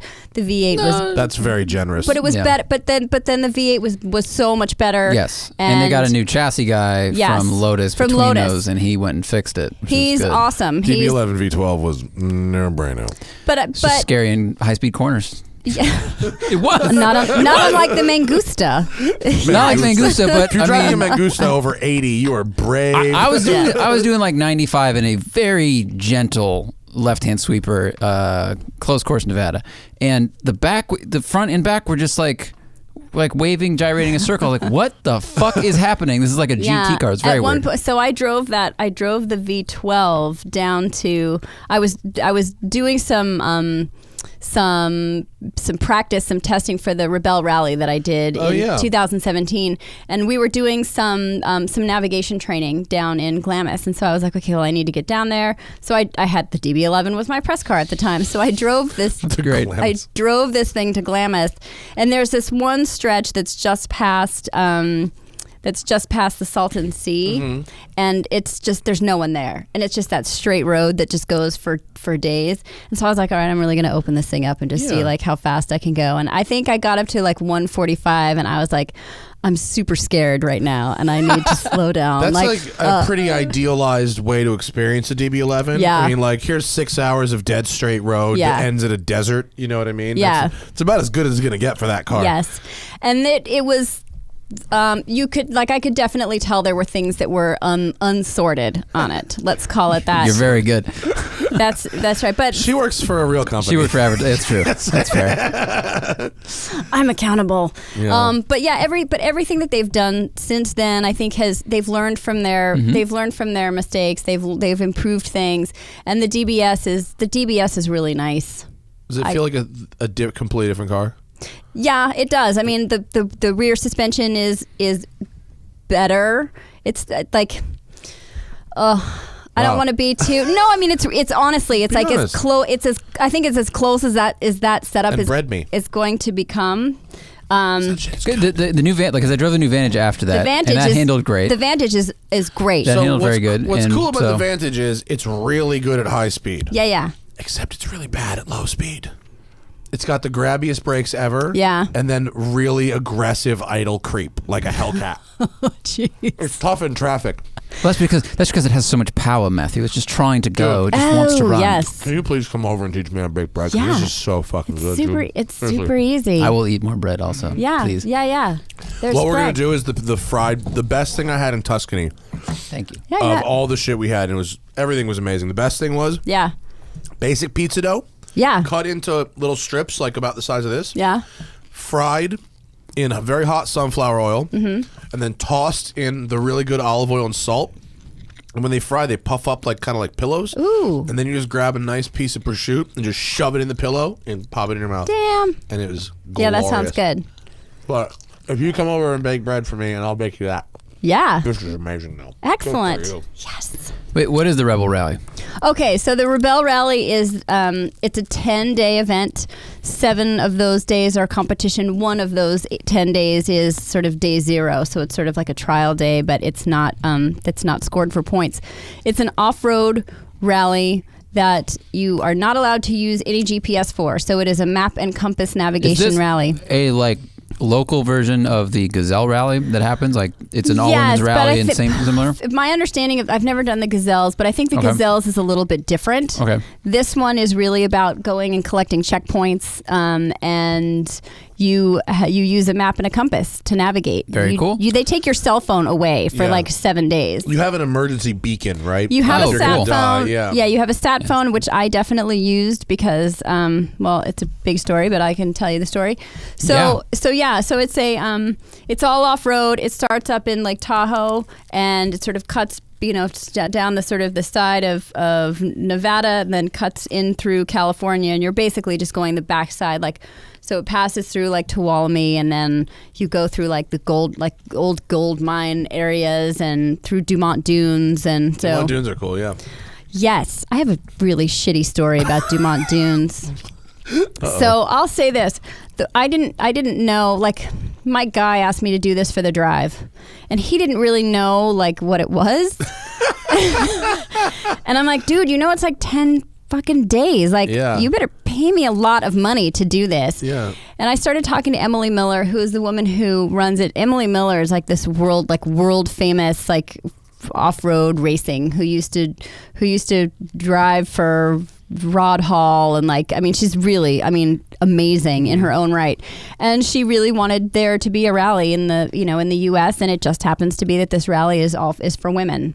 And so I met her, and she and I connected, and she's like, I really want you to do this. And Mike was vacillating and like, well, gosh, it's 10 days. Like, I don't know, that's a long time. And I was like, look, I'm willing to do this because I think it'd be a great experience, but you need a teammate. Yeah. You need someone to navigate with you. And so there was this other woman who had lost her driving partner, and so she put us together. And I remember FaceTiming her, and I was like, okay, well, my first question for you was like, are you super competitive? She was like, I don't really think so. And I should have read into it then, but she has 4 like young kids below the age of like 10. So she's definitely like the type A personality, and I knew that she would be the boss. Is that an indicator? I'm sorry, I don't know. I can't read how and when you have kids as an indicator. But when you're like you're basically like bossing people around your whole life, and they're just like small people, I figured, okay, she'll be the mom in the car. Okay, right. No, sit down. No. Yes. Turn here. Lyn, more throttle. Yeah. Basically, yes. What did I say? And honestly, like the first couple days were good, and then the third day, like the wheels just fucking came off. Like, we got lost, and we went off in one direction. We lost a couple of hours, and she was a skilled driver, but not as skilled a navigator. And of course, I was a decent driver, but not as skilled as she was. And it was your first time at both, really. Yeah. So I think her frustration was like, you're not driving fast enough to make up for the time that we lost because I got us lost. And and I was like, oh my gosh. I'm like, this is so stressful. Like, this is terrible. And I had driven in dunes like for an hour and a half. And I was not basically, let's say, not confident in the dunes. So we first you could like drive off a cliff pretty. You could, who wants to endo into a, witch's eye? Like, that sounds horrible. So we get to Dumont Dunes. The Devil's Toilet. That's what it should be called. It's like a cat litter box from fucking hell. It's horrible. So we get there, and of course, like within like a minute, I get us stuck. And the first thing out of her mouth is, "Oh, you got us stuck." And I'm like, "Oh, that's such a shitty team thing to say. Like, you don't say that to someone." I'd never said you got us lost. Like, yeah. So that was the beginning. We got lost. Like, that was the beginning of something of a really terrible evening. The sun was super low. Like, then all of a sudden, the dunes just flatten. Like, you can't see anything. And dunes are scary. You don't know what's over them. You don't. And if I hadn't aired down properly, like, I was just so flustered from this whole day of like trying to play catch up. And so finally we found ourselves in this kind of bowl of like surrounded by mountains, and I'm like, we're not in the right place. It is now getting dark. We do not have light, like a light bar. Like, we are bone stock. Like, I am not driving. And she's like, what, haven't you ever driven on a country road in the dark? And I'm like, oh, you're a bitch. Like, this is so not the same thing. Like, you're crazy. And so there was yelling and screaming, and I'm not a yeller. Like, I was just like, oh my God, like, I can't believe this. And now we're stuck here in the dark. And she wandered off, and like her headlamp was just like, all I saw was that. And I was like, okay, I've got to use the sat phone. I've got to like call and just let them know that we're not dead. Yeah. So I called, and like they came out, and everybody, I mean, we had been crying for like a half an hour because there was so much yelling, and I had like ruined the whole thing for her. And I was just like, oh my God, I feel terrible, and I'm a horrible person. And she was like, if you would just let me drive, like I could get us out of this. And so finally there's the head judge, Chrissy Beavis, who's like X Games stud. She's co-driver for Pastrana, I think. Stud. Yeah. I mean, this woman is just so like hardcore awesome. She basically asked the question, she's like, okay, which way is north? And my navigator just was like, oh, it's that way. And Chrissy's like, No, it's not. Uh-oh. Honestly, Nice. it was the best thing because it is. leveled the playing field for me. And I was like, see, you don't know what you're doing. And it's okay. Yeah. Like, this shit is hard. And no one expects you to be perfect. And so they gave us 2 options. They said, well, we can pull you out of here, but you're done. Competition, you're done. And this is day 3 of 7. Or you can spend the night out here by yourselves because everybody else was at camp. And then just start in the morning and try again in the morning. And I was like, fuck, the last thing I want to do is spend the night out here all by myself in the fucking dark in sand dunes with this lady. Like, oh my God. Okay, so we did it. We actually buried the hatchet and we kind of made up and everything ended up being okay. But man, like we ended up I slept in the back seat of a Jeep. Like I felt like I had Not just spacious. a passed out frat guy. Like, oh, it was awful. I shouldn't be saying I this. never slept in the backseat of a Jeep. Was I looking at you when I said You frat were. guy? You absolutely were. Sorry. Accurate, but I was in a frat. Were you? Yeah, I'm not like proud of it, but yeah, I was. So I will say, and this is a very unladylike thing to say, but you know what? I don't care. That morning, like we got up and we were like, okay, let's ready to start this day. I had to take the biggest dump of like the whole trip. Understandable. And so I dug a hole in that sand at Dumont Dunes, and I just took a very satisfying poop. Good for you. And then I just covered it up, and I'm like, I hope somebody just drives right through that. I'm so proud of you. Both for telling the story and That is for having exactly the poo. how I felt about that whole place. I'm like, I just want to take a shit on you and leave. I like that we were like, how was the DB11? And you were like, they worked on it. They were working on the suspension. It wasn't perfect yet. And then like, how was this rally? This bitch I was going to cut her, but I had to shit. Anyway, like the honesty of this now my story mom is going to incre- listen to this. And you saw it. Hopefully she doesn't make the retention. The photos of this article, which we will put in the show It's on notes, the drive, are really, really yeah. good. It's on the drive. Yeah. And it's really good. And The I photos did are a good. video on it too. And I was just me with like a GoPro, and I didn't know what the hell I was doing. And it was sort of like guerrilla style shooting with like Blair Witch Project production values. Yeah. Like it was very intense. No, I think it was the plot of Blair Witch Project, actually. It honestly, like, it was a really, really difficult 10 days, but I finished it, and I'm super proud of the fact that I finished it. And it was great because I got an amazing story out of it. I think it has helped future contestants, like competitors. They've literally come up to me at the ends of rallies and were like, I watched your video before I did this. Oh, that's and great. it gave me it helped prepare me for what I was in for because I had no idea. And it's really hard. It's not just like, flowery yoga retreat for ladies romping around. It doesn't look like brutal. that. This is the middle of nowhere. Yeah. And you have what? A map and a compass? Yeah. I mean, I never took orienteering. Yeah, like that's it. I never took those lessons. I know that there are classes taught, which means it's hard. Yeah. That shot that's up on the top left, that was our last day in Glamis. It all ends in Glamis. So like you're finally full Mad Max. Yeah. You look like a Java person, a Jawa, right?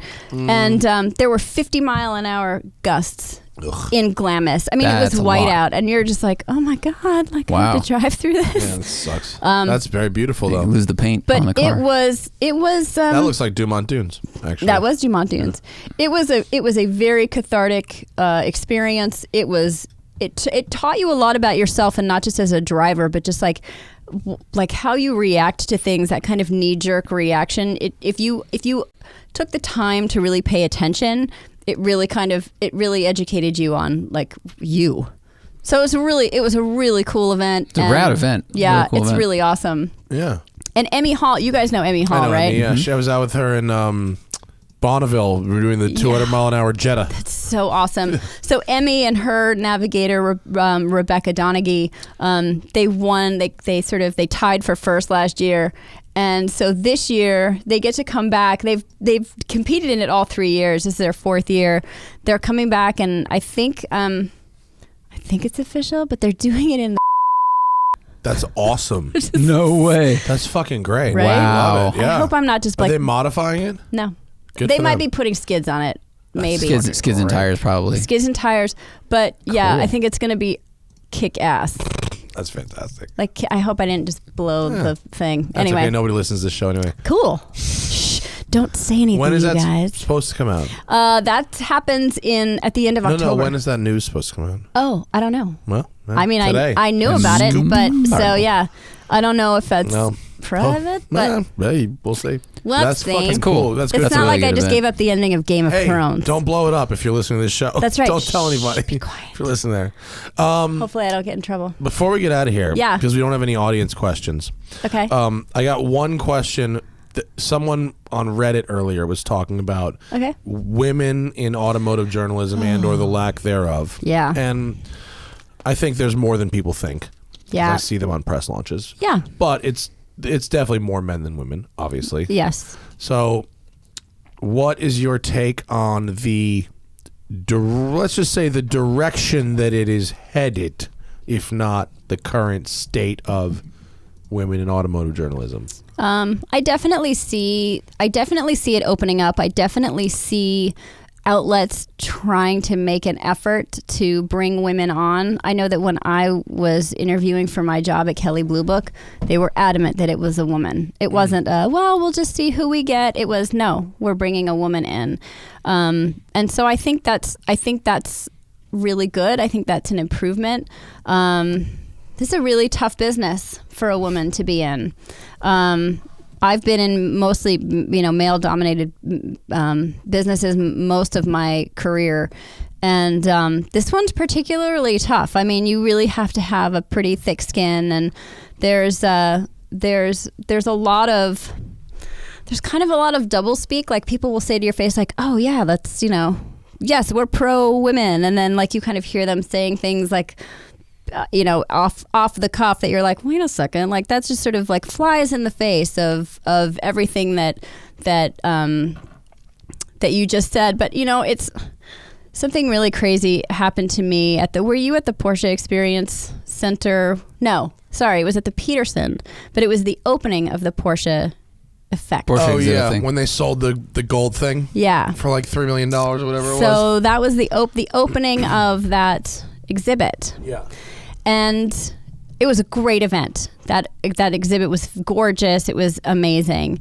And I was sitting there. Do you know CJ Wilson? Yeah. So I was talking to CJ Wilson, and he's a great guy. I'm a huge baseball fan, and had followed his career. And now that he's in racing, and I just thought, oh, this is really cool. And so I went up and introduced myself, and we were just chatting about cars and shit.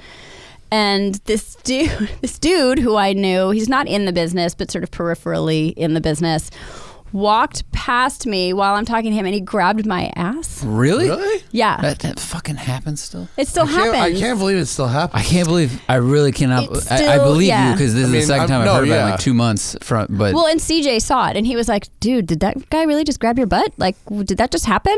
And I was like, and you're sort of stunned. I mean, because you don't, I think when you're not in the moment, like, it's easy to be like, oh, if someone did that to me, I'd kick their ass, and I'd like totally go up and kick them in the balls or whatever you would do. But you don't do that when you're in that moment and you're surrounded by people and you're supposed to be professional because you're at a work function, but that happens to you and you're just like, what? I feel like if you elected to not be professional after that, most people would come to your side in 2019. Yeah. But I'm not sure. I'm not saying you should. I'm just Yeah. saying that. how old was the gentleman that did this? Older than me. Because I asked because I remember I was at Long Beach Grand Prix when I was Yeah. shooting Off the Grid, and that happened to someone we were around, and it was a guy that was talking to her. He was like a volunteer, not corner worker, but like wearing a headset thing, volunteer person. Yeah. And then she walked over and we were headed somewhere else, and she's like, "Oh, that just happened." I was like, "What?" I didn't know. And she's like, "Yeah, it happens all the time with these track things." And the guy was like 75 years. So I'm asking because I'm hoping it's a shitbag generational thing. Like, it's super creepy. Yeah. And I'm hoping that that's what it is. It's not like some 28-year-old. I hope so too. It was not a young person. I think young people are more savvy at this point to realize, like, no, you're really just not allowed to do that. But it still exists, and that kind of thing is really, I think it is a stumbling block. I try and be really careful about how I present myself. Like, I want this to be about my opinion about things, my intelligence, my smarts, how fun, like, if I'm funny, if my videos are educational and entertaining. I don't want it to be about like, hey, look at her in a bikini thing. So, and there is still a lot of that, and there's nothing necessarily wrong with that if that's something that woman chooses to do. But I believe that as human beings, that is not our only currency. I would hope that we can sort of put more value on the things that are kind of more lasting. It's like the whole thing with like umbrella girls. Like do we really need to have that? Like, is it a thing? It's like maybe some people say, well, if we have umbrella guys, like maybe that's the same. We could just level the playing field. But I'm like, why do we have to do that at all? Yeah. I like having umbrellas is nice. Yeah. An umbrella is great. We're not anti-umbrella. Just attach it to the car. So I go back and forth, and it's definitely a loaded question. I've had two brothers. I've been around dudes most of my life. Like, I can handle most of that stuff. And usually I'm like, okay, like, I know you're joking and it's fine because it's not personal. It's not directed at you. But when it becomes directed at you, and I fortunately have not had a lot of experience with that. So no pervy DMs, you guys. Like, nice. You don't need to send those. Like, I don't look at them anyway. I do. Dude, anytime I ever look at like when a girl like shows me her fucking like dating profile and like the messages and shit, it's like, whoa, this is another fucking world. It completely is true. Brazen. Yeah, it's and the horrible. thing that's so weird is like, do guys actually think that that's like attractive? That's the thing. I'm like, do people think this works? We're constantly wondering this. Like, what do you really like? Is that how? Like, do you think that that's going to get my attention more than like, hey, I really loved your video about the Portofino. That was really cool. Like, you've got to wonder if like at some point that strategy worked for that person. Like, it must have. It must or have. It never has, but they haven't been doing it long enough to recognize it never works. Yeah. I feel like it's one or the other.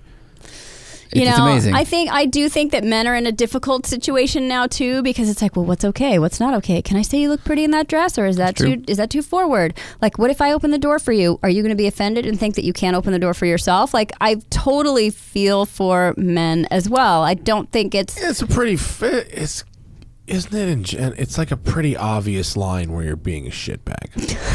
I feel like it is. No, I think shitbag is true, but I agree with her. Like, I have a joke with my girlfriend where, she'll ask me to get her water. I'll be like, well, it's 2019. Like, shouldn't you get your own water? Because I don't. And it's a joke. Like, everyone's listening should know it's a joke. I'm like, because she's smarter than me, makes more money than me, like all of those things. Yeah. But it's this joke of like, well, if I get it, am I going to get criticized for getting you the water? And she knows that I'm just fucking around. But I think it's a good point. Like, everyone's figuring out how to navigate, and that's fine on both sides. That's true. It's a delicate dance. Let's I'd say call start it. by not grabbing asses. Please, that's let's the baseline. Pretty clear starting grab point. asses. That game is long. That's like the put on your seatbelt. Like, how do you drive? Like, first just put on your seatbelt. Yeah. Just don't do that. Yeah. Like, how do you apex? No, you're not there yet. Right. Right. So, I mean, that's a long-winded way to not completely answer your question, but it's definitely encouraging. And there are, I heard from a major outlet, 2 days ago that's like, hey, we're looking to fill this position and we really want to fill it with a woman. And do you have any suggestions? Cool. And I was like, okay, that's good. Like, I'm glad that you're making a conscious effort to do that. Women buy cars. Women like cars. Women are part of that process. And I think it's important that they have a voice. And yeah, there are a lot of sort of mommy bloggers out there who are doing their thing, and that serves one purpose. But I think it's okay too if there are sort of other women who are, working in more kind of enthusiast spaces. But in theory, like, you're like obviously your personality versus mine or whatever we choose to focus on about the car might not be the same thing. But like, we're not talking about like the mommy blogger where it's like women for women. It's like we're literally just talking about like you and I doing the same job and creating 2 different versions of the same product. You know what I mean? That's really what I think we mean, where it's not like you're not pigeonholed in the mommy blogger thing. And like, sure, there's room for that. And there is room for that. That's not what I do. No, I know, but I think that was my angle was like the mainstream, either consumer cars or sports cars or whatever. It's getting better. The one thing I will say though is when I was going on press trips for other outlets like Motor One or whatever, and they'd send me to to stuff like for the Traverse. for like a glamorous right. reverse I mean, right. launch. These are great. Well, I remember the first time that I went on one of those sort of like mid-sized SUV launches, and I was like, this is great. There are so many women here, and I love that that they're that Motor Trend is sending Both a Zach woman. and I are like, really? Because we've never been on one. Well, but that's the thing. It's like it sort of dawned on me, and I'm like, this is the launch that nobody else wanted. And so they sent women on it, and I was like, "This is I thought it was because women tend to lead. Women can buy more things than men, and so that's how and I that read car that. is I didn't aimed read at that women. as the That's shit why I read assignment. it. Now you're still getting stereotyped. I feel like it's both. I feel like it's both a little bit. I feel like it's like compared to the Huracan launch. Yeah. Okay. Where are the women at that one? Well, Kristen Lee was there. She came. That's she great. came to do this show right afterwards. I love it. I don't get to go on those, but I are like, love it. I will say You that should, though. those You are could. like the number of people that want to go to the Huracan launch is huge, right? Yes. So it's like a pyramid. So when I started out doing this, the first press car I got was like a Jetta Sure. and a Passat. Yeah. Like I was Sure. getting cars that no one gave a shit about, as we all do. Yes. And then you have to work up Pay the your pyramid. dues. You pay your dues. And yeah, and I think it just gets more and more competitive to get to that space. Yes. It should even out as more women, the percentage of women in the automotive space, the percentage represented at the Huracan launch, should change. Yeah. Well, I don't think I see a lot of women, and I hope I don't get smashed for hypothesizing this. I'm just throwing. I think I don't see a lot of women writing about cars that are also like racetracky types. Right. I see women driving race cars. Right. My friend Stephanie Simo. Stephanie Simo, I love driving Yeah. that fucking badass Corvette in Global Time Attack. Yeah, she's awesome. Savannah Little is driving that 350Z, and she does Time Attack with Grid Life. And there's quite a few that are very talented and have great cars and good setups and they're fast. But none of the female racing drivers end up crossing over with the journalists. Yeah. And I think that happens more with the men, or not necessarily not causation or correlation, not causation. Mm-hmm. So I think the kind of people that get invited to the Huracan launch, Right. or the supercar launches, are typically journalists that are known for track work and Right. shit like that. I would love to see like an Abby Eaton, from Grand Tour, that, or a women racing driver that's writing reviews, like or someone like you going out and fucking doing hardcore training for track for a while and started that stuff. Yeah, I mean, I think if that's something that someone wants to do or start, at least getting better Why at. is Trimble not doing this? Because she doesn't have to write anything. That's true. She makes way more money. I know. She doesn't have to write anything. I know, but you know what? doing great. She'd be amazing at it. She Yeah. would be amazing at it, and I would 100% encourage her. I think I would endorse Trimble doing a story. Oh, hell For yeah. sure. Hell yeah. I think she may have actually done one at one point. Well, they did. They did the bio on her. Was that Automobile who did that? Automobile did, yeah. Bassam Wassef wrote it. 10-pager. Yeah. Was it? It was good. Yeah, and that was a all. good piece. That was all her her Bradley Cooper and Lady Gaga moment with Richard Pardon too. Right. Was it really? Was that when I they don't met? know if that was no, but he definitely shot it. It was after they met. They were already dating when he shot it. Nice. But it was definitely like. Yeah. So for those of you who have no idea what I'm talking about, our friend Sarah, who's been on the show before, she's great, stunt driver Sarah. There was a feature that was like a bio about her, basically written in Automobile by our friend Bassam, and it was shot by her boyfriend. Yes. And it looks like it was shot by her boyfriend. Was it her then boyfriend, or was he just? Yeah. Okay. Yeah, no, they were together at the time. Okay. And like, it's not just like her boyfriend, by the way, Richard Pardon, who's a very talented photographer, and for some reason our shit is not loading. But you know what? They take amazing photos of their dog. Like, do you follow their dog That's a on great Instagram? I know, I follow their dog on Instagram. Yeah, I don't it's think Jerry so. Jerry Bites, Oh, that's a good and it's dog about name. a dachshund. Her name is I can't Hannah remember the tried full- to get me to adopt a pair of dachshunds today. and you didn't? No, I was like, They already have 2 cats. I was like, you don't even live at home yet. Go to their Jerry Bites Instagram page if you can, because they take the most amazing photos of their dogs. Like, they're just beautiful photos. It's insane. Well, they're like photographers, basically. And you should follow, but everyone should like follow this. Jerry Bites. Instagram Jerry Bites. Jerry Bites. We have to end the show because this is now the time that we end the show. Oh, but it's. So you brought me a loaf of bread. Thank you. Thank you so much well, for this loaf of bread. Honestly, like I was just super happy to be invited here, and so I wanted. My mom taught me well that I should always bring. You've earned something. Re-up. You've earned with this bread. You've earned an invite to my house. Excellent. Forget the fucking show. You're coming over for dinner. Oh, that's her account. Yeah. Anyway, her dog's one. Jerry Bites. It's good. That's great, man. Good show. Thanks for coming in, Lyn. Thank you so much for having me. This has been a ton of fun. Yeah, we'll get you back in. We'll get you on the cycle because you're local, so we'll have you on the circuit. Love it. We have like a local pile that we circle in for people. Cool. You can see and read Lyn at Kelley Blue Book. Yeah, well, go to our YouTube channel. It's easier to find stuff there. We have the Kelley Blue Book YouTube channel where I do videos with Micah Musio. That's the two of us. We sort of split duty on that. So yeah. I felt bad. I tried to find your writing earlier, and that's why I pulled up like automobile, and it's just the SEO. You really wasn't can't. working. You can't find it on. My mom asked me when I first got the job. She's like, "Where do I find your videos on Kelley Blue Book?" I'm like, "I don't know." I feel better. YouTube. So yeah, go to YouTube. Shout out to Lyn's mom.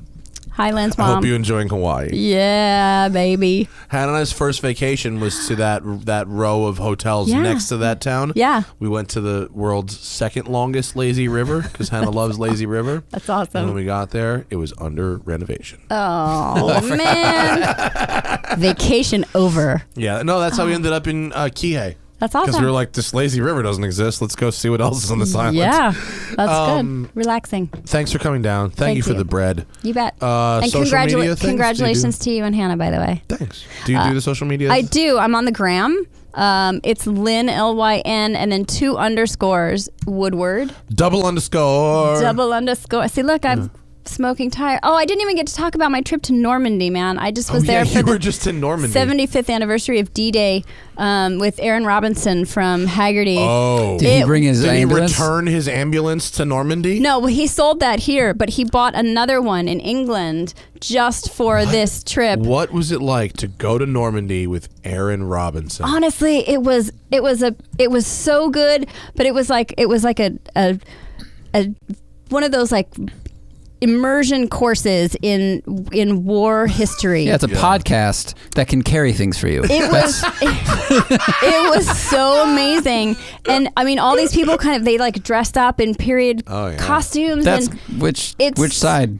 It's so mostly mostly the good guys. It's a fair question. That is a fair question. So yeah, well, you'll have to invite us both back, and we can talk about the trip. We should do it because it's really an extraordinary. I mean, it is an extraordinary event, and if you're at all into military vehicles, like it is like the mother lode of things. What did he buy there? That's it. The Jeep? Yeah, it's a 44 Willys MB. Did you guys drive it from England? He drove it from England to France. Wow, cool. And we drove it all around Normandy, and now it's on it's Haggerty's Jeep. They wanted one for their collection. And so now Aaron's got a budget. That's fun. So now it's heading back to Traverse City. That's awesome. And that had its own tent. That's how good we are with cars. Oh, this thing really sat cool. outside for fucking 60 years. It gets a tent starting today. Yes. But it was, I mean, cool. Definitely, if not me, then definitely have Aaron on and have him talk about it. We should have you both on together. Okay. Yeah, I like that plan. That's a good plan. Because it was tremendously awesome. That sounds it. Yeah. Yeah, I can't wait. All right. Well, that's our show, folks. We got, what day is it? Tuesday. Today's Tuesday? I think Friday is our next show, right? Dan Neal? Yep. Friday at 5:30 p.m. Pacific, Dan Neal from the Wall Street Journal. It's been like 2 years maybe since he's been on, and I frankly cannot wait to have he's him great. back. Yeah, I'm definitely going to listen to that one. Yeah, Dan's great. Friday, whatever this is, this 14th, at the 14th at 5:30 p.m. And thanks, Lyn. That was great. Smoking Tire Podcast is powered by Shout Engine. You know the drill. Get your own podcast, shoutengine.com, etc., etc. But first, you should probably have something to say.